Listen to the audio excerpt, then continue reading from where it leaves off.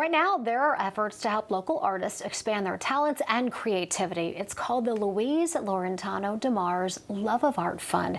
And joining me to tell me all about this is Susan Tedecki from Main Street Community Foundation. Thanks so much for being with us. Oh, thank you for having me. We're going to talk about this incredible grant and how many artists it's going to help. But first, tell me about your organization and work they do for the community. Sure. So the Main Street Community Foundation was established 29 years ago.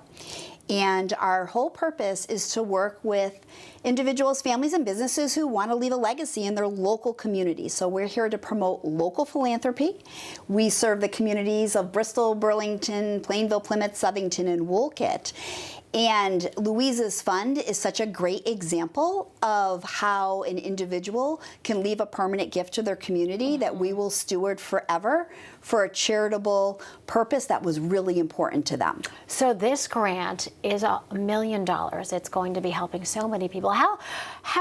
What's the process as far as for applying, and which towns are qualifying for this? Sure. So this particular fund is considered what we call a field of interest fund or scholarship fund, sort of. And we're going to provide stipends to artists who have had at least 2 years of residency in any one of the communities we serve. Okay. Again, Bristol, Burlington, Plainville, Plymouth, Southington, Woolkit. And artists can apply starting today. They can contact the Community Foundation, go to our website at mainstreetfoundation.org, and we hope to make decisions by the end of November, but more likely early December. Applications are due by October 25th. This gift that Louise left to the Community Foundation was such a surprise to us.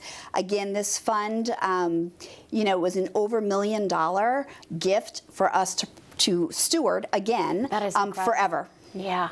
So it's going to continue on? Forever. So wow. We will give out grants every year, again, stipends to local artists who qualify under the criteria. Are there any other qualifications other than the residency?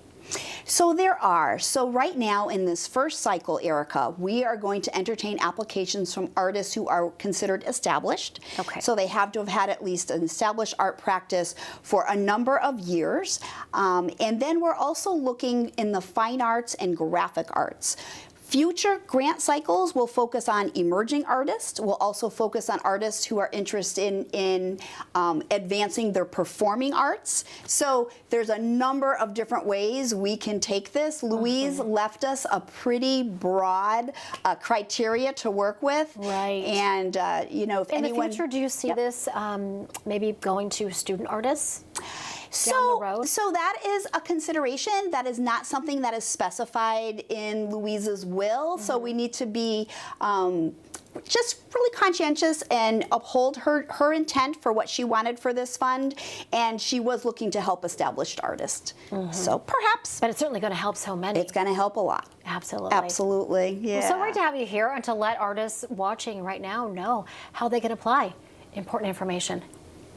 Thank you. And thank you for what your organization is doing as well to support the artists and just facilitate all of this. Yeah, as a community foundation, again, our purpose is to really improve the quality of life in the communities we serve, and we do it in so many different ways. This is just one field of interest. When you look at arts and culture, Louise represented an individual who was such an advocate for really enhancing local community, really advancing arts and culture in that community, and she will be honored forever by this gift to advance that within the greater Bristol community. Certainly an incredible legacy, as our communities need art so much. Lasting impact for sure. Absolutely. Thanks so much for being with us. I appreciate you coming by.